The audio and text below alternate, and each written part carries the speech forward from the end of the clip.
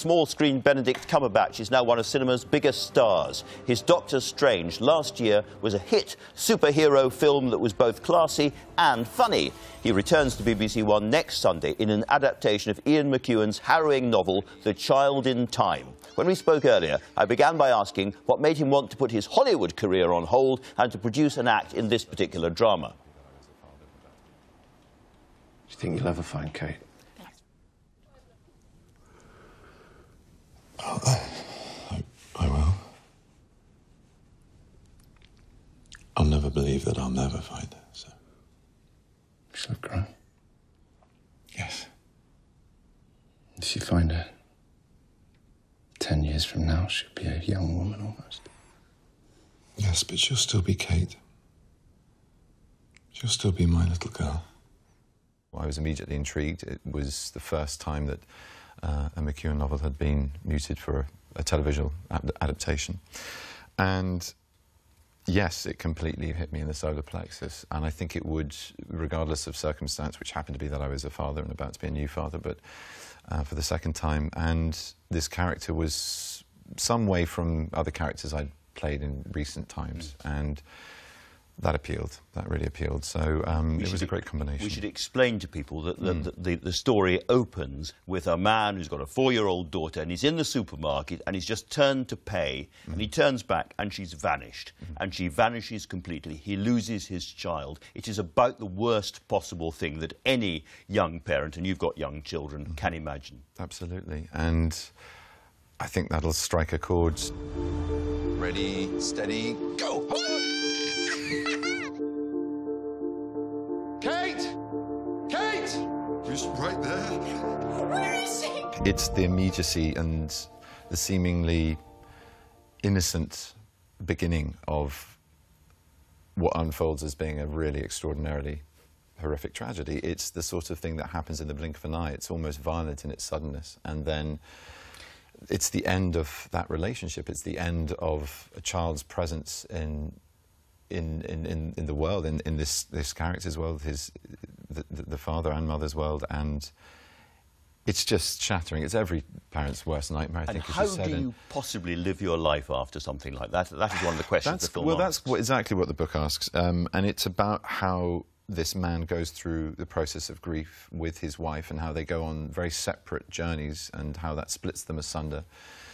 Their relationship was a very loving, intimate one, and the child was a product of that loving intimacy. So how did you manage to turn right instead of left? Disorientated by my fall.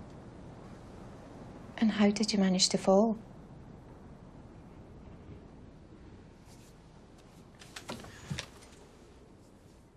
I was running because I thought I'd seen her. There was a girl in a yellow raincoat. I turned the corner out of the station and she went towards the village, so I followed her. You followed her? I'm an idiot. Still looking for her. Now, you have been compared to Olivier. You've been compared as one of our great, great actors. Do you think if Larry Olivier was around now, he'd be doing Doctor Strange? Enormous Hollywood franchise, yes. Vast CGI effects, extraordinary effects in the cinema. Yeah. Oh, yeah. Absolutely, he would. Why not? You know, these are extraordinary characters, and there is an element of Shakespeare. There's a wonderful idea, especially in the sort of episodic enormity of these characters and the arc that they go on in this Marvel Cinematic Universe iteration of the comic world, I should say. And yeah, they come with fantastic challenges. And you know, well, Olivier, as an example, was a very physical actor. These are very physically demanding roles, whether it's stunt work or wire work.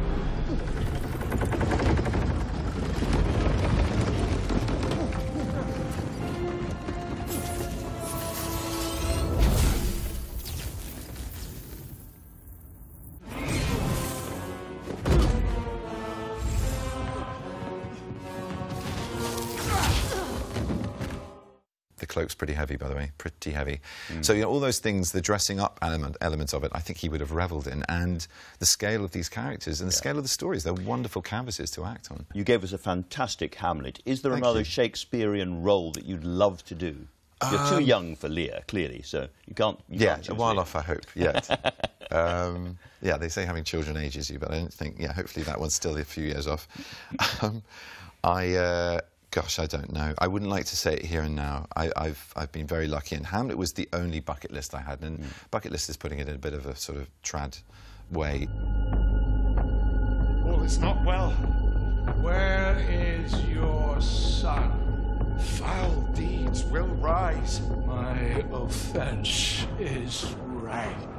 Though all the earth o'erwhelm them to men's eyes. Hamlet, thou hast cleft my heart in twain. I flirted with the part a couple of times previously in my life, so it was already in my. You'd make a very my interesting mind, Prospero, I think. Well, there you go. But again, I think a man near the end of his story rather than in the middle, which I guess is what I'm careering towards now. Let's hope so. Benedict Cumberbatch, thank you very much Thank you, for Andrew. talking Lovely to to us. see you Thanks again. a lot. Thank you. Cheers. Thank you. And The Child in Time is on BBC One next Sunday at 9 p.m.